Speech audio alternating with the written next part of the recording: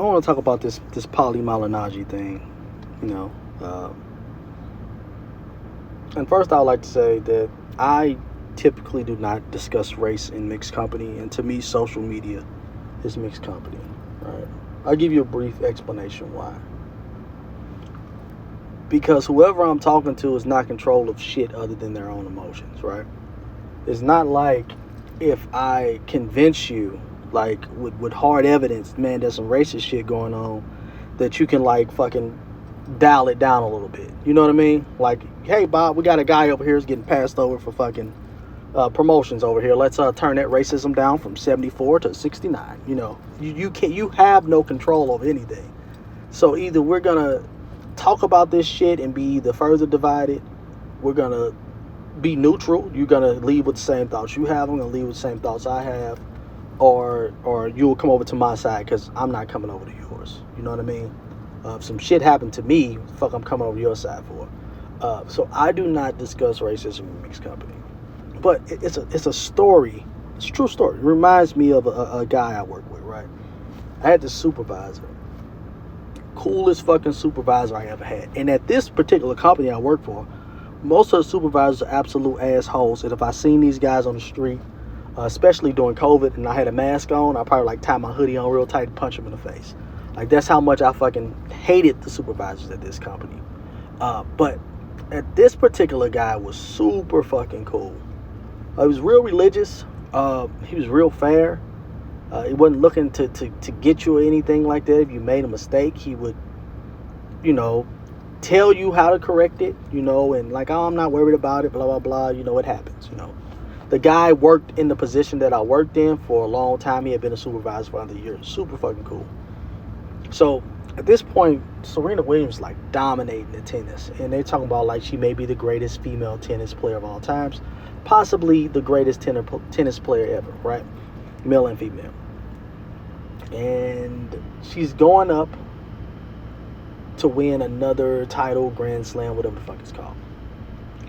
And we're riding like, oh man, Serena, she's doing great, blah, blah, blah, because he watched tennis. And he said, who are we going to get to beat her?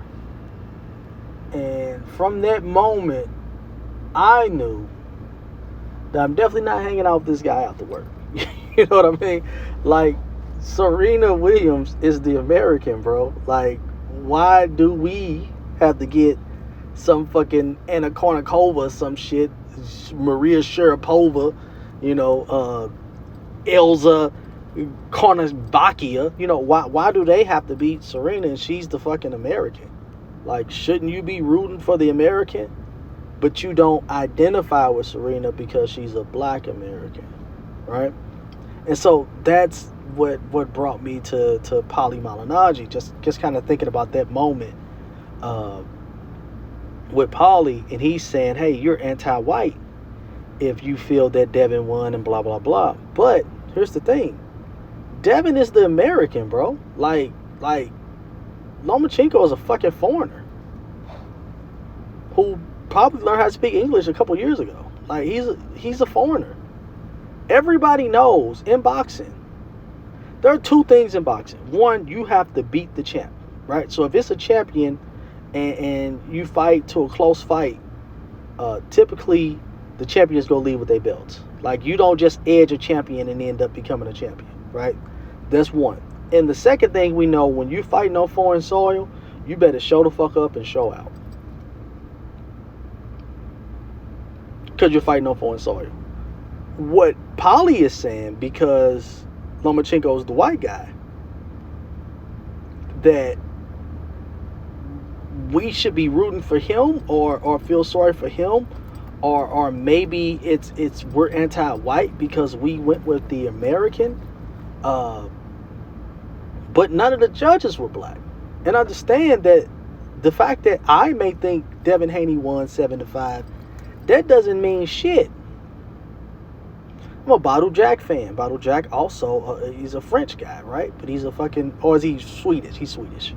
But he's a foreigner in most of the places he fought, right? Bottle Jack got a lot of fucking draws that are not draws. All right? He probably got like 3 of them that are not draws at all.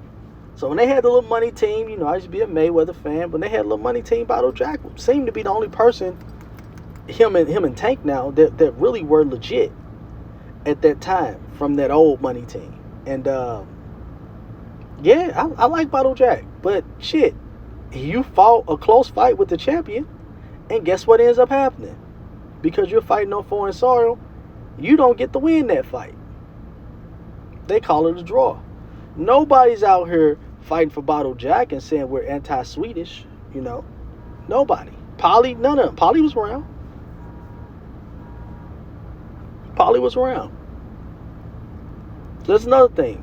Devin Haney didn't fucking rob Lomachenko. If anybody robbed him, the judges did. And again, they're not black. How I feel means nothing. I felt a lot of people won a lot of fights and they didn't get the nod. And it's okay. We move on. Right? I feel like that fucking Fossil was beating Rolly, you know, the week before. Beating shit out of Rolly and probably cruising to a victory, a retirement, and finally able to lay down, you know, in his sarcophagus and go to sleep. You know, but that's not what happened. Tony Weeks took that away. Okay? That's not, it's not the decision of the fans. It's not the decision of anybody, of Devins. It's the judges saw it that way.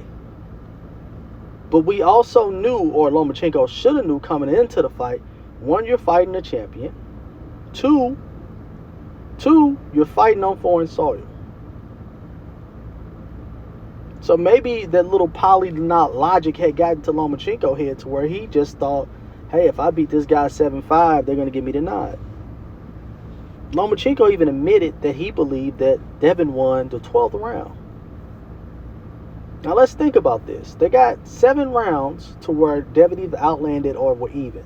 So if you give Devin the even rounds, you're looking at 7-5. If you split them, you're looking at 6-6. If we add to the fact that Lomachenko don't even believe he won the 12th, if you split them, you're still looking at 7-5 Devin. If you throw in the 12th, right? If you give Model Lomachenko, you're looking at 7-5 Lomachenko. But if you don't believe he won the 12th, we back to a draw. That's how close this fight was. I do think that Lomachenko was the better fighter. I think that Lomachenko is a better fighter than Devin Haney. 35-year-old Lomachenko is a better fighter than 24-year-old Devin Haney. But 35-year-old Lomachenko was relatively inactive towards the beginning of that fight. And that's another video. We'll get into that. He was relatively inactive towards the beginning of that fight. He came back. He was more dominant down the stretch. But that inactivity of those early rounds cost him being undisputed champion. And that's it. And it had nothing to do with anti-whiteness. Because if you, an American, identify with a Ukrainian, right, more than your fellow American because of the color of their skin, then it's not that American that's racist. It's you. I'm out.